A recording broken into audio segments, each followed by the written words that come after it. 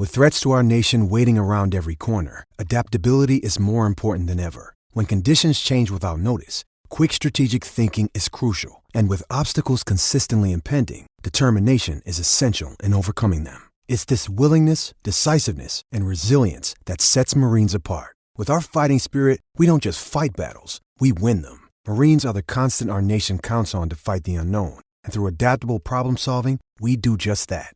Learn more at marines.com.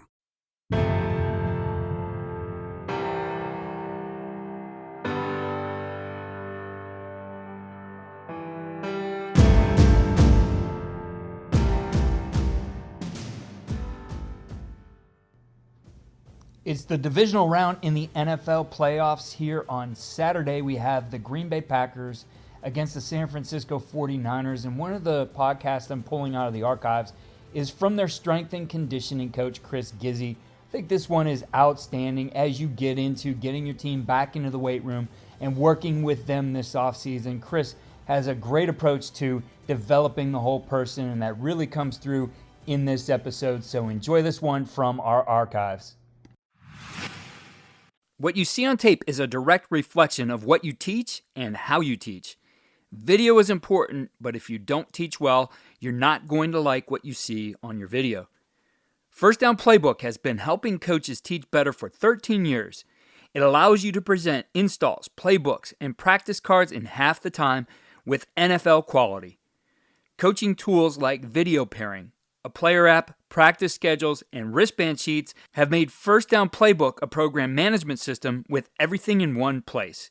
If you're in a position of leadership with your football program, receive a free 1-week look at First Down Playbook. Call them at 512-814-6158 or visit them on their website or social media. Mention Coach and Coordinator Podcast or use the coupon code COACH24 to receive a $100 discount off the normal $700 First Down Playbook team membership price. Links and the phone number are in the show notes. As coaches, we know that some of the biggest hurdles to our team's success can come from off the field. Your team needs support to tackle the endless list of expenses, uniforms, training equipment, travel, and more. But raising that money can feel like a full-time job.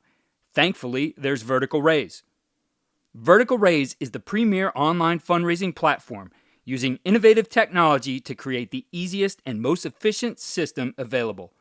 Raise more money in less time with a local fundraising coach who works with your team every step of the way to customize the ideal fundraiser. With options for online donations, digital discount cards, premium product sales, and even spirit shops, Vertical Raise has top-of-the-line solutions for every fundraising style. To find out more, visit verticalraise.com and we'll get you connected with an exclusive offer on your first fundraiser. On today's podcast, we focus on training the whole person, and joining me to get into the details of this topic is the Green Bay Packers strength and conditioning coordinator, Chris Gizzi. Chris, it's great to have you here on the podcast. Keith, thanks so much for having me. I'm glad we made the time to do this. Absolutely. So we have something in common, and I had a chance to meet the adult Chris Gizzi. Actually, we were passing each other. I think he was going down the stairs, I was going up, and I was like, Chris, and we connected a little bit later, missed each other there in Louisville. But Chris's father, Al, was my high school football coach at Holy Name High School here in Northeast Ohio, Parma Heights, Ohio, to be exact. And Chris, I told him I remembered him when he was a little guy, him and his brother Doug, just being on the sidelines, being around the game. Chris had a great career here at Cleveland St. Ignatius. We've had Chuck Kyle and Nick Restifo on the podcast here before. And Chris also, we can't give a visual, but I would say there's very few things that I could describe that'll be something you definitely remember and can picture, because it was iconic. After 9/11, the first game after that, a couple weeks later, and Chris was playing linebacker at Green Bay, comes running out of the tunnel with that American flag, and I think everybody who's been around the game can remember and knows exactly that picture. And Chris, that's something, just thinking of that and remember seeing that as it happened and what was going on in our country at the time, I think gave everybody chills. Yeah, it's an unbelievable memory for me. And I think it's it gets maybe more special as time goes on, especially talking to people that I played with at Air Force, went to school with, current and former servicemen and women, how it positively affected them, and just let them know that, hey, we're always thinking about you. And I think anytime you wear a uniform, you represent something bigger than yourself. And what a blessing I had to be able to represent both an iconic franchise like the Packers, the NFL for that matter, and the United States Air Force and our military forces. So I was really blessed that situation came up. I got to give full credit to the head coach at the time, Mike Sherman. He was wise beyond the moment. I think he, just, hey, this would be a great idea, Chris, why don't you get out there? And I think from that point, fans took over and carried me across that field. And I'll never forget it. Well, living in Northeast Ohio here, and, I know some guys who played on the teams that you played on at St. Ignatius. You won 2 state championships there in 91 and 92. But having known your dad and remembering you from when you were a little guy, you were somebody that I followed, reading about you in the Cleveland Plain Dealer and going to some of the Ignatius games. It was always neat to see you play the game because you weren't necessarily that prototypical NFL linebacker type, but you were a kid you could see you really understood the game and you worked. And I think that's something you really became known for throughout your career in high school, in college, and even into the NFL, was that you were just somebody who really understood the game, knew the game inside and out, obviously being a son of a coach, but also your work ethic is outstanding, probably second to none in those places that you've been. Oh, thank you for saying that. I that's a credit to all the men and women that I had a chance to be coached by, taught in school. Again, you have a great chance with a father who's a coach, and I'm glad I got his blood coursing through my veins, and he gave me a lot of drive just by being his son, and then he let those lessons develop. He never forced sports. He did emphasize, hey, when your football helmet's on, you're playing football and you're dialed in. When it's time for school, you're dialed into that, and when it's time to be with your friends, it's time to give to your community. You gotta be where your feet are, as kind of the saying goes. I think that's the message that you get that was at Holy Name. That was the message that got taught there at Ignatius. That's what the Air Force Academy teaches, and excellence all you do. So I think I was fortunate that I had contact with a lot of great places that reinforced that message and let me know, like, this is the way to operate. And I've been being rewarded for operating that way. So I think it's a standard I know we all hold ourselves as coaches too, and it's something we try to pay it forward to the next generation. We could tell a lot of Al Gizzi stories here, but we'll leave that maybe for another time. Your father coached at Cleveland St. Ignatius, I believe, prior to coming to Holy Name. And interestingly enough, Holy Name and St. Ignatius kind of went different directions as far as school enrollment, and Holy Name is much smaller right now, and Cleveland St. Ignatius is a Division I school. But your dad actually has the last win over St. Ignatius at Holy Name my junior year, so that would have been 1986, and I think that was his last year there. We had a different coach senior year, but he's definitely a guy when I look back and as a player, as someone growing up in the game. My father was a coach, but could relate to your dad and the way he motivated people. And I can say, like, I understand completely where you get your work ethic. I remember being, when I was a junior, I went through that period where, I grew some my sophomore year, my junior year. I didn't grow. I was like smaller, right? And played special teams my junior year. I got in games a little bit.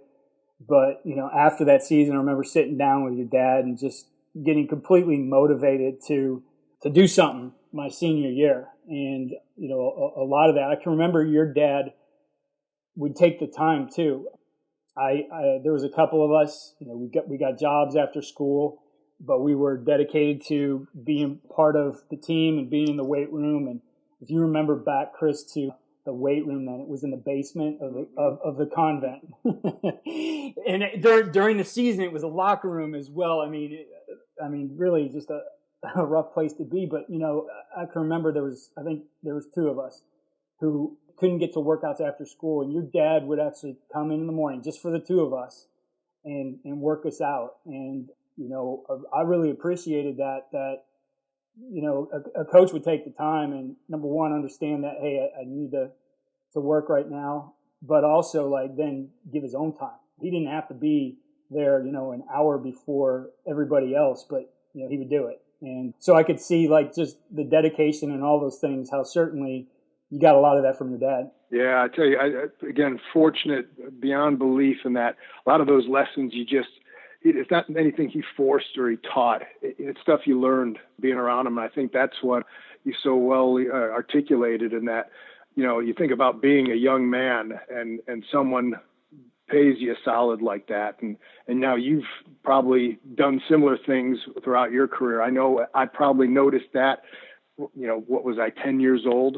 Don't know what it means yet, but then it happens in my experience, at St. Ambrose in Brunswick, Ohio. It happens at St. Ignatius. It happens at Air Force. And I think that's where you think about us as a chain, right? Football players and coaches form this chain, and we all kind of link into each other. So I think those bonds, it's crazy. Now think about how long ago that was for us, 30 years.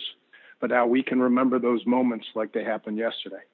Yeah, no, that's exactly it. And you're right. Those were things later as I became a high school coach. I can remember distinctly doing those things and thinking well, I'm going to do this for this. Coach Gizzi did this for us. And, so it has an impact on you. Right. And the little things, that at the time, I'm sure your dad wasn't thinking about, but it impacts people. And, I'm sure those kids who I've done it for, it probably had an impact on them that, again, someone would take that time. So definitely appreciative of your dad. And, I think it's neat to see where you've come. Remembering you being that little guy on the sidelines and seeing you grow all along. And, at St. Ignatius, it wasn't just football for you.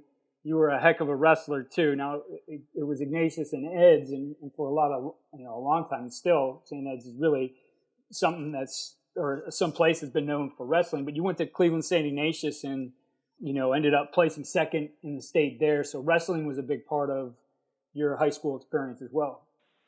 Yeah, we obviously, it was still a really good program at Ignatius. Obviously it's going to get outshadowed even by the state clout by Eds and Walsh and some of the other good Northeast Ohio teams. But I loved doing both at Ignatius. And I think anyone who's ever wrestled, you don't always like wrestling practice and that grind of getting in shape. I guess you do, but it's a tough sport. I think I was a better football player because I wrestled.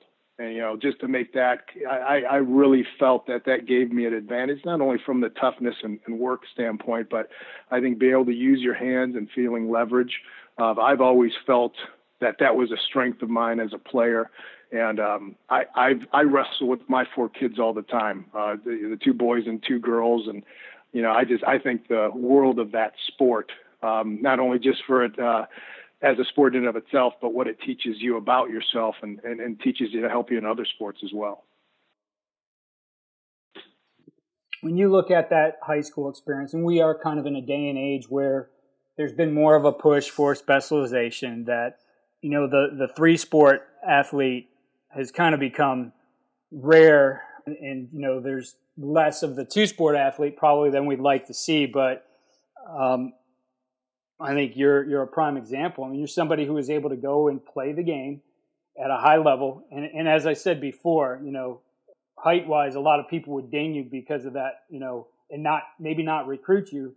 But you benefited from wrestling. You benefited from coaches being able to see what you could do there as well. Yeah, I would say so. And I guess playing in the NFL is always every kid who plays football dream, but it's not necessarily a reality. I think a lot of kids, you want to aspire to that, but it doesn't consume your every thought. Obviously, you're dealing with school and this. I think for me, having a wide range of challenges, both academic, spiritual challenges, athletic challenges, I think that's probably the thing to cultivate as much as anything. And that a kid might just like and play one sport, but are you training around that sport, or are you just competing all the time? I think we could have a healthy debate about the fact that teaching kids to train, even if it's just in one sport, there's benefit to that. I'd have my preference. I'd love to see, play as many sports as you can. And at some schools, that's a little easier task because you have a chance to see the field, and schedule-wise it may work. Other schools, that becomes a little bit different challenge. But I think when it comes down to it, getting the right dosage of healthy competition, the drive and the will to win, that's important. That's important lessons to teach grade school and high school, and allow that brush to kind of flow as the athlete matures, but also teaching kids how to train, how to prepare for something when the satisfaction of the competition or the game or maybe the more fun stuff is a little ways off. Like I said, wrestling is as much physically what you're doing as when you're in a grind and having to wrestle in the morning, you wrestle in the afternoon, losing and keeping your weight down, controlling what you're eating. There's a lot of things that you learn knowing that the match isn't for another 2 weeks, 3 weeks away, especially as you start a preseason for wrestling. So, just using that as an example, I think whether it was wrestling or if I got into track and field, hopefully I would have learned the same thing and the benefits of preparation. Chris, in looking, back on this, was there ever a doubt in your mind what you were going to do with your career? Or I guess, how did this desire for you to get into coaching, and especially in the strength and conditioning side of things, how did that come about? That's a really good question, because I think when it's over for you as a player, and that could be whether it's high school, college, or definitely in the pros, it's your job. And now you're like, well, now you got to get a real job. And you start thinking about things that you gravitate towards. And I always knew I loved the game. And I actually had a great opportunity under Coach DeBerry when I was serving my active duty commitment. I didn't have the eyes to fly. So the academy kept me around for some of my commitment. And I served as a recruiter. I worked as an assistant coach, public relations. So they kept me busy, but it was a chance to kind of see what the X's and O's life was like. I can say I've been a part of a team. I remember this ever since I was 2 years old. So even that time when I finished playing, I got involved with some just volunteering my time and coaching. I think as I got my coaching legs developed, I really liked coaching everyone on the team. And the strength conditioning coach really has the opportunity to do that. I think there's just 3 guys on staff, obviously the head coach, the special teams coach, and the strength coach.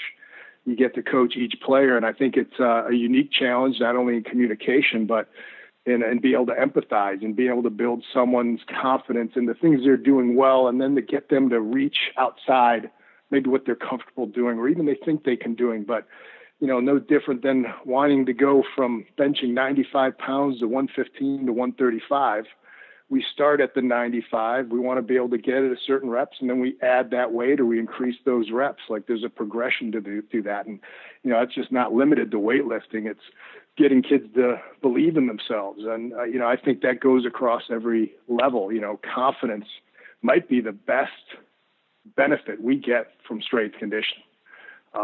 I feel it's as much about that mind-body connection, what your body can do, as it is actually physically getting stronger or faster, quicker, whatever it might be. What it does for our minds and how our minds connect to our body, it's invaluable. That idea, some of the things you talked about here of just training the whole person and understanding that side of it. And especially, as you mentioned, being one of the guys who actually touches the whole team. You work with all the guys, like the head coach, like the special teams coordinator.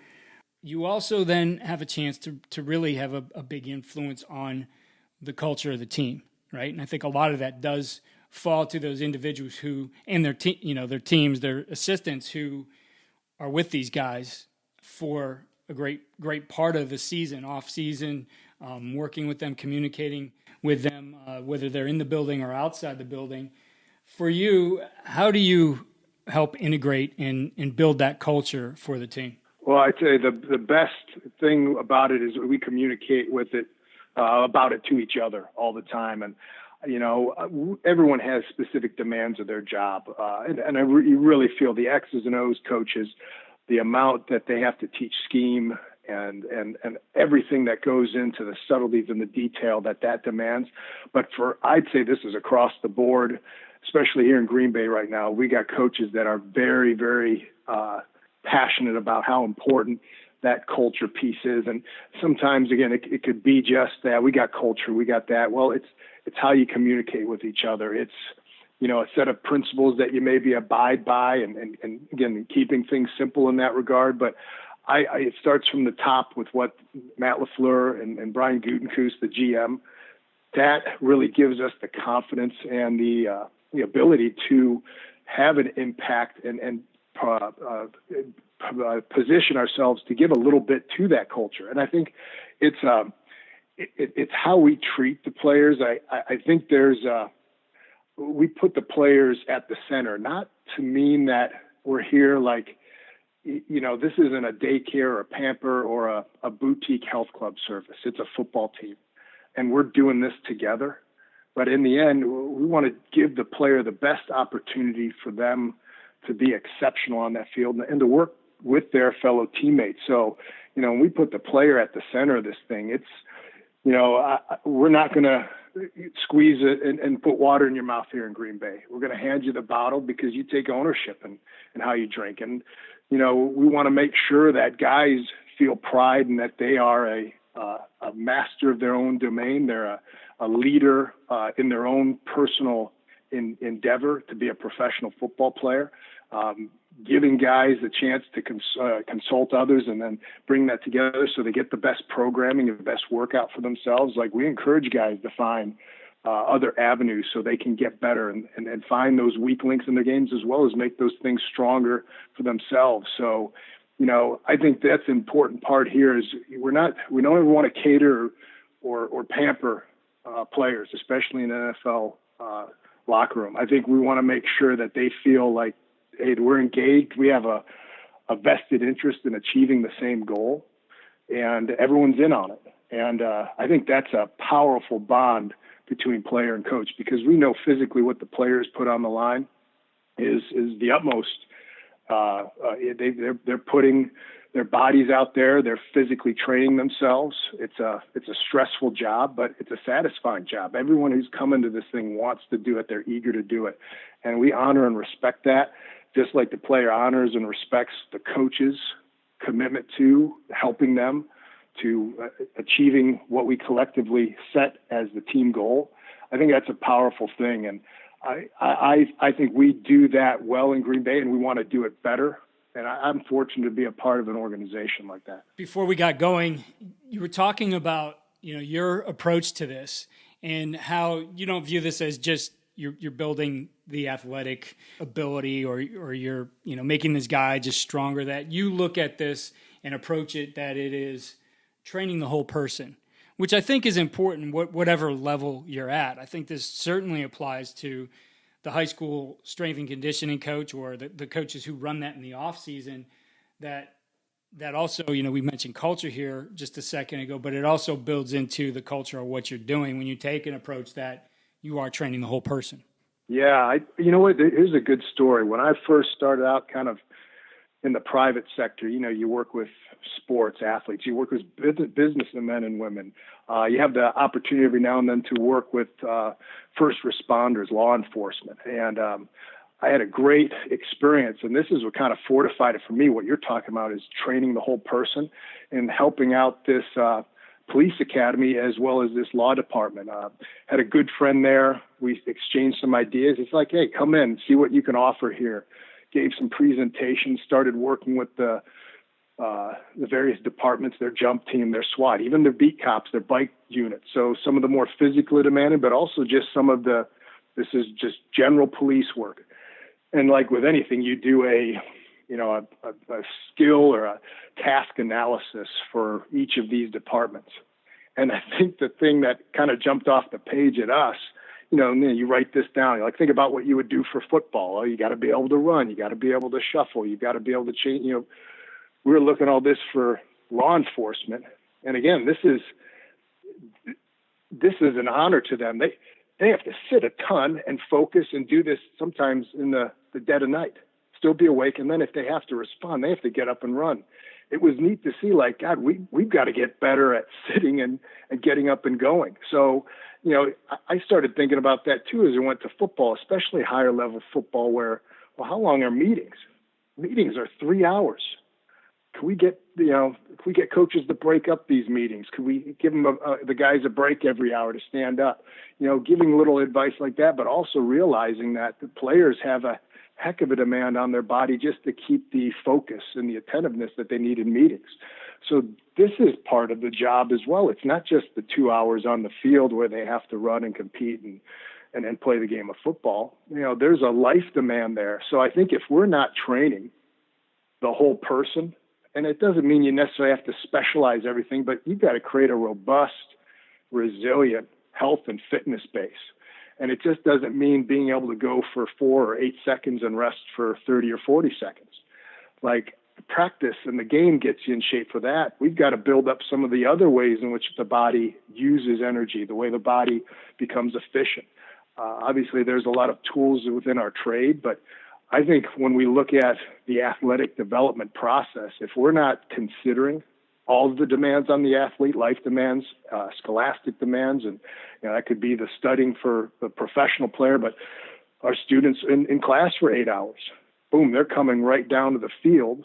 What are things we can do to get their bodies and minds right so that hour and a half that we have as a football team or whatever, even just in a strength conditioning capacity, how could that be more effective?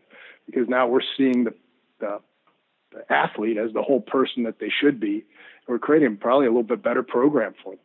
Yeah, I think that's an interesting aspect of it, and looking at how do you handle some of those transitions, that student who's been in school for 8 hours or that player who's been in a meeting for 4 hours. What are some tips in that regard?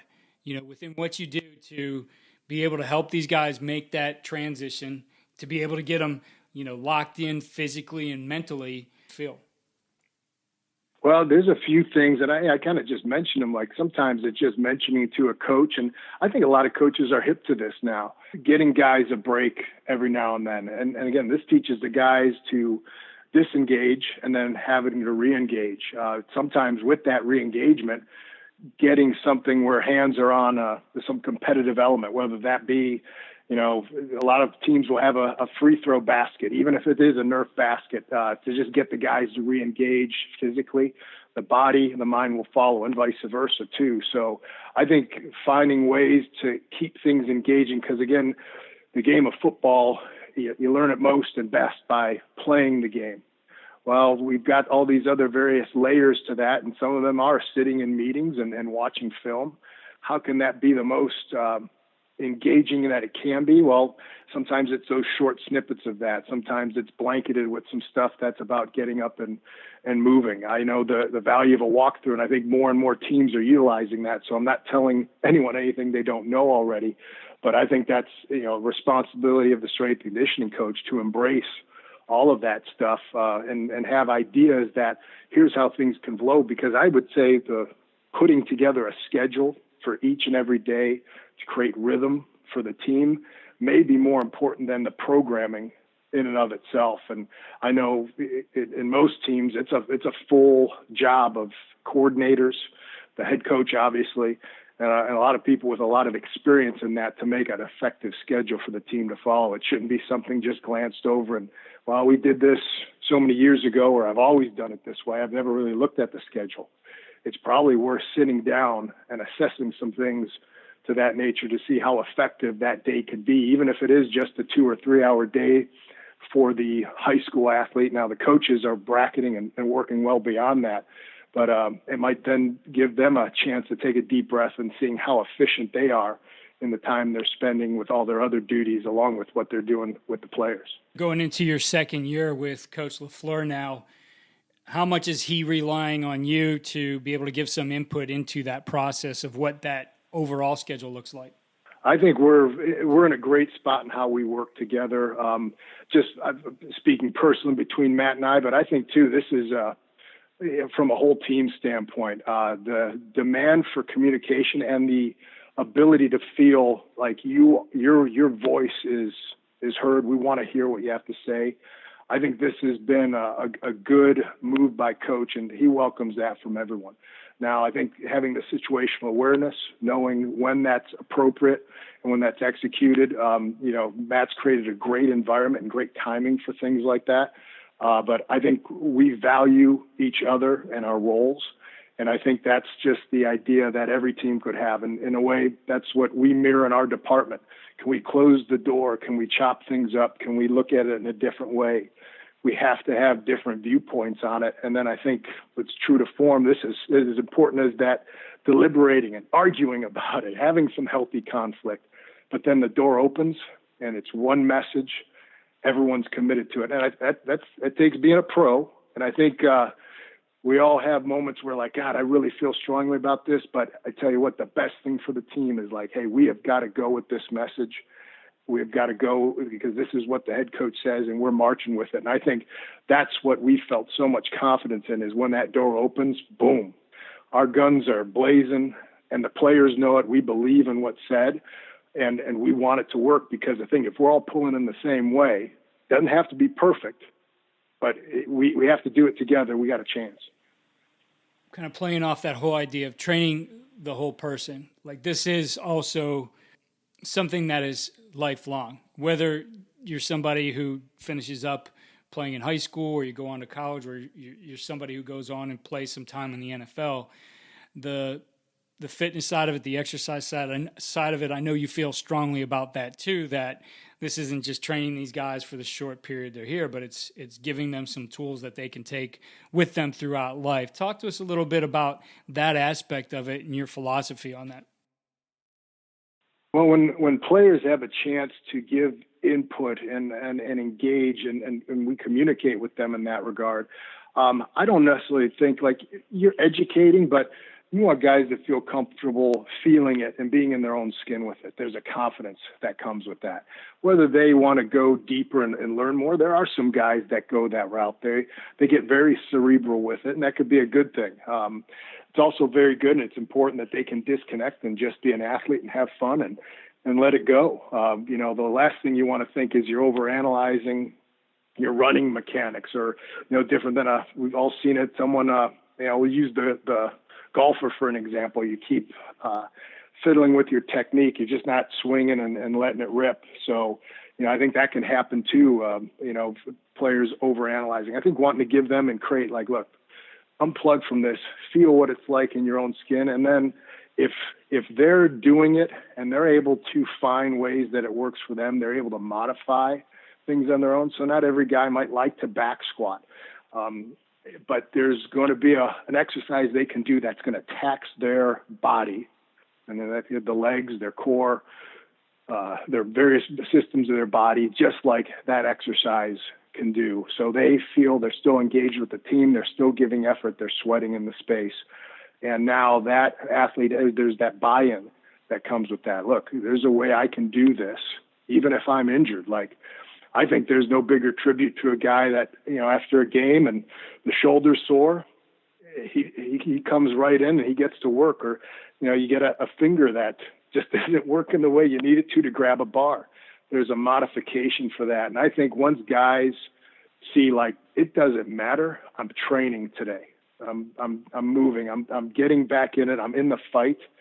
That's a healthy place to be in this sport. I think that's a healthy existence to just be as a person. I've got to keep moving forward. We're going to modify things. With safety is the utmost concern, but the mindset of the player is I'm here to make gains. I'm here to push. I'm still a part of this thing, however they might be modified. I think the highest honor is when you start seeing guys do that and they start sharing it with their teammates, how they can maybe modify or they can keep going, or that, again, this is the culture thing.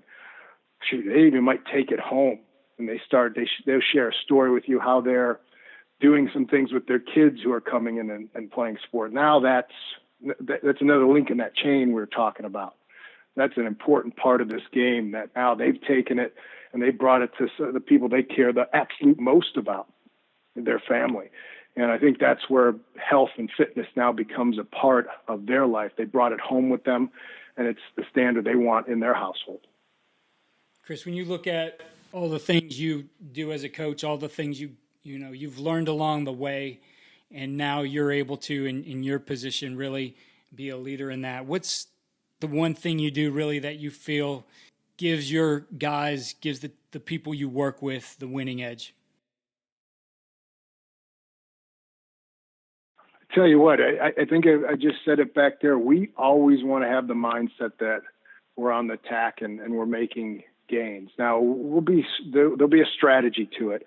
We're not just throwing haymakers all the time, going bombs away, and whether that be lifting heavy or heavy conditioning. But guys understand there's a reason for a jab in boxing. It's to set up your straight, your left hook. There's a reason for this. So seeing that big picture, being tied in and understanding what the big picture is, like, it is always about what's, again, making gains, whether that's happening on the field, your life, your health, your resiliency. Because again, I think like everyone in the Northeast and in East, and where flu season comes in the fall, like, a resilient body has a better immune system to fight that off. I don't know what exactly lies ahead for this fall, but we'll continue on training the players in the same regard. Like, we want healthy, robust people who can obviously live their lives to the fullest, enjoy their families, come to work, being able to dial in and focus, practice football. And then when they go home, they still got juice in the tank because, again, they're a healthy person amidst doing a very tough sport.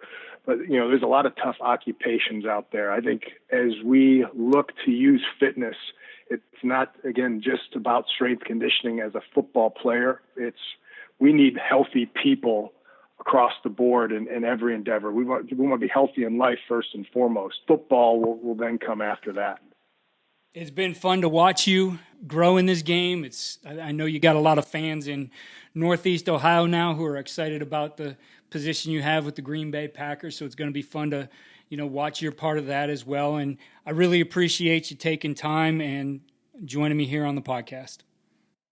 Keith, thanks so much. Thanks for all you guys are doing at USA Football. It is making a difference.